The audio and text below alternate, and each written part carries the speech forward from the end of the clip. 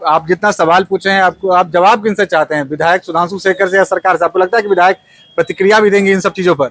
अभी हमारे साथ हरलाखी विधानसभा से जनसुराज के संभावित प्रत्याशी रत्नेश्वर ठाकुर जी हैं। हाल में ही एनडीए का कार्यकर्ता सम्मेलन हुआ था, जिसको लेकर के आज उन्होंने प्रेस कॉन्फ्रेंस किया और प्रेस कॉन्फ्रेंस के माध्यम से न सिर्फ यहाँ के स्थानीय विधायक बल्कि एनडीए सरकार, डबल इंजन की सरकार पर करारा हमला बोला है। बहुत सारे मुद्दों पर उन्होंने जवाब मांगा है यहाँ के विधायक से और एनडीए सरकार से, नीतीश कुमार से। सबसे पहले तो रत्नेश्वर जी, आपका बीएनके प्लेटफॉर्म पे स्वागत है। आज प्रेस वार्ता किए हैं, कल एनडीए कार्यकर्ता सम्मेलन हुआ, क्या आवश्यकता लगी, इतना सवाल पूछ दिए हैं, क्या क्या समस्याएं हैं? हम आपके माध्यम से आपके दर्शकों को धन्यवाद देना चाहते हैं। हमने सवाल पूछा है कि बुनियादी सवाल यहाँ हरलाखी विधानसभा में है, जो जनता के बीच हम जाते हैं तो जनता की समस्या को देखकर ये पता चलता है कि यहाँ के हमारे प्रतिनिधि आज तक कुछ नहीं कर पाए। और यह बुनियादी सवाल है, यहाँ से बस से जाना, सरकारी बस की सुविधा न होना, यहाँ पर्यटक स्थल का डेवलपमेंट आज तक नहीं करना, कोई कंस्टिट्यूएंट कॉलेज का नहीं होना, कोई प्रशिक्षण केंद्र नहीं होना, कोई टेक्निकल कॉलेज यहाँ नहीं होना, बिना पैसा का किसी ऑफिस में कोई काम नहीं होना, कोई हार्ट अटैक कर जाए, इस तरह की बीमारी हो तो कोई प्राथमिक उपचार का भी कोई हॉस्पिटल नहीं है, ये सब नहीं होना। और पानी के लिए चारों तरफ हाहाकार मचा हुआ है।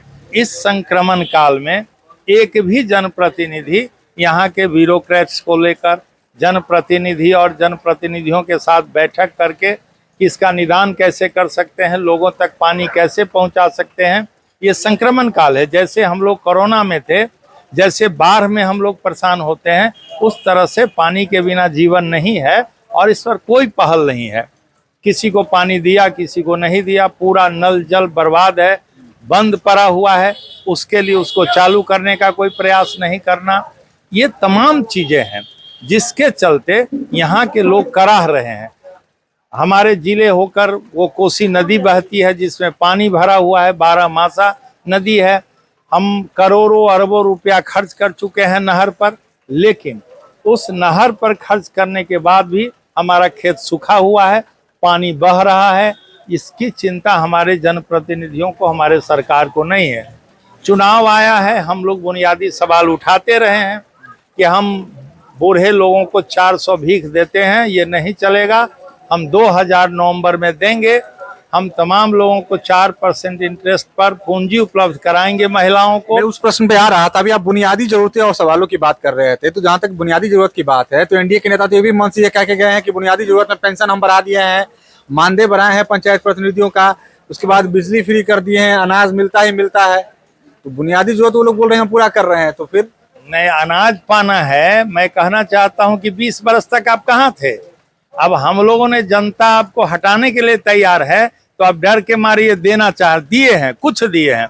इसलिए हम लोगों ने कहा कि 1100 में दम नहीं, 2000 से कम नहीं। नवंबर में हमारी सरकार बनेगी जनस्वराज की, हम 2000 बहाल करेंगे। और ये बात पूछना चाहते हैं कि जब आप बुनियादी सवाल किए हैं तो हमारा रोजगार क्या हुआ, पलायन क्यों है, हमारे लोग बाहर में गाली सुन रहे, अपमानित हो रहे हैं, उनके लिए आपके पास क्या प्लान है, क्या स्वरोजगार का इंतजाम है, ये बताइए हमको। आप बोल रहे हैं कि बिहार के मजदूरों को गाली पड़ती है बाहर में जब मजदूरी करने जाते हैं, यहाँ पे पीएम मोदी को गाली पड़ रही है, उस पर भी कल बयान दिया है हरलाखी विधानसभा में आकर के सम्मेलन में। नहीं, हम किसी के माँ बहन को कोई गाली पर है इसकी हम निंदा करते हैं, इसका हम विरोध करते हैं, और गाली पढ़ने वालों को सजा होनी चाहिए। लेकिन पीएम मोदी को गाली पढ़ दिया इसलिए हमको वोट दे दीजिए और आप सब गाली सुनते रहिए, बिहार के लोग गाली सुनते रहें, ये उचित नहीं है। किसी को गाली पढ़ना गलत है, लेकिन आम जनता को गाली पढ़ा जा रहा है, पीटा जा रहा है, इस पर तो आप ध्यान दीजिए। और आप वोट मांग रहे हैं, बराबर कोई मुद्दा उछालकर, कभी फुलगामा पर, कभी किसी सवाल पर लेकर आप वोट लेकर चले जाते हैं, और आम जनता वहीं की वहीं खड़ी है।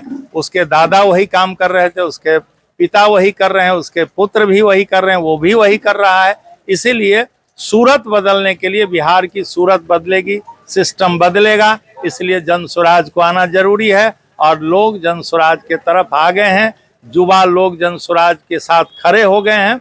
इस बार हरलाखी और बिहार बदलेगा। आप जितना सवाल पूछे हैं आप जवाब किन से चाहते हैं, विधायक सुधांशु शेखर से या सरकार से? आपको लगता है कि विधायक प्रतिक्रिया भी देंगे इन सब चीजों पर? नहीं, हम तो सब लोग जनप्रतिनिधि तो हमारे विधायक हैं, उन्हें जवाब देना चाहिए कि आपने क्या किया, इन मुद्दों पर आपने क्या किया, या आपके द्वारा क्या पहल किया गया सरकार के यहाँ। और सरकार जो है, जो उनके पक्ष में आते हैं, सरकार वोट मांगने आ रही है, उनके प्रतिनिधि, उनके माननीय मंत्रीगण, उनसे भी हम पूछना चाह रहे हैं कि आप जो वोट मांगने आए हैं, आपको क्या हक है, ये बताइए। ये हमारे बुनियादी सवाल है। इसके लिए आज तक आपने क्या किया है, ये बता दीजिए हमको। तो हमारे साथ रत्नेश्वर ठाकुर जी थे, जो कि जनसुराज से संभावित प्रत्याशी हैं हरलाखी विधानसभा क्षेत्र से।